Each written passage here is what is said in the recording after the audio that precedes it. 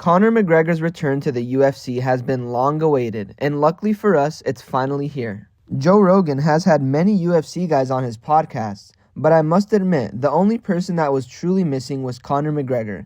And finally, Conor McGregor decided to get on the Joe Rogan podcast to speak more about his return. Obviously, we all know Conor McGregor is a legend in the UFC industry, and the crazy thing is, he's finally back.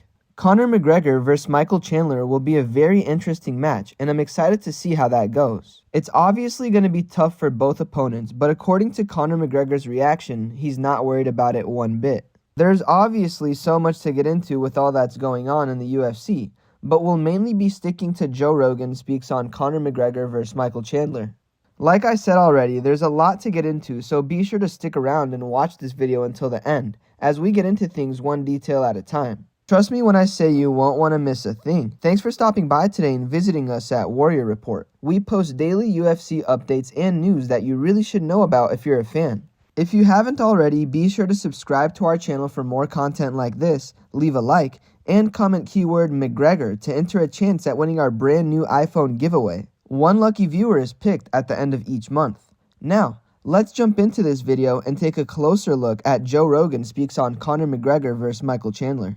Michael Chandler's last match against Dustin Poirier was very interesting to see. Many would say it was a close match, but Conor McGregor thinks differently. It's funny because Joe Rogan and Conor McGregor touch on a lot of subjects during this podcast, but one of the most interesting was when they talked about Michael Chandler's last match against Dustin Poirier. Obviously, we all know that Conor's last match in the UFC was against Dustin Poirier, and it ended with Conor having a broken leg. Truly, Conor had nothing good to say about either man, but it's still super interesting to hear his opinion on these guys. Conor McGregor's comeback to the UFC is going to be huge. UFC President Dana White has announced many matches this year, but I must admit Conor McGregor's return is the best news I've heard yet. 2023 will be the best year that the UFC has ever seen. According to Dana White, he's got plans of making this year the greatest year that the UFC has ever seen, and I must say, I believe him. Statistically, the UFC as a business has managed to grow each year since its start. The UFC is literally the fastest growing sport of all time, and it's awesome to see. This Conor McGregor vs. Michael Chandler match is going to be out of this world, and it has the UFC world shook. Recently, Dana White has announced many other great matches that will be crazy to see. We must remember that Jon Jones' comeback to the UFC is coming up, and that is going to be history in the making. Jon Jones has been out of the UFC for years now, and a lot of people think his game might be a little rusty, especially while going up against a monster like Ciryl Gane. I feel like it was all strategically planned out for Jon Jones not to go against Francis Ngannou. Obviously, Jon Jones' first match back in the UFC isn't going to be against the toughest competitor he can possibly face. Don't get me wrong, Ciryl Gane is a tough competitor, but he isn't the toughest, and that's known. Francis Ngannou is a top-level martial artist and considered to be the best heavyweight in the game right now. It always seemed like Francis Ngannou vs. Jon Jones would be the most insane match, and I feel like we still will see that in the future.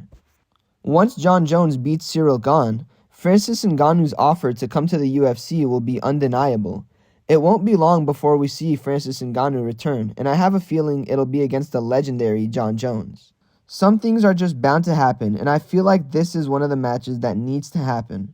Francis Ngannou came out and spoke on why he isn't in the UFC, and it's mostly because he's not happy with signing a long contract with them. All I know is Francis Ngannou has most definitely earned his spot and can make those decisions himself. I got a feeling he knows what he's doing and he's just making a super smart business decision. I'm excited to see how this all plays out, and the UFC is truly a crazy place to be right now. It won't be long before we find out, so for more content like this, be sure to subscribe to our channel. We post daily UFC updates and news that you really should know about if you're a fan. Thanks for watching this video. See you next time at Warrior Report. And on that? No. I mean, I don't even know what to say. It's just, this is a crazy business, man. It's a crazy business that we're in. And amazing knowledge of the fight game in specific areas. Do you know what I mean? So, and like I said, we're all in sync. We're all in discussion. And years ago, today, November 12th, 2016, he became the double champ, and he apologized to absolutely nobody, and it was absolutely awesome. He's a legend in the sport, man. He's the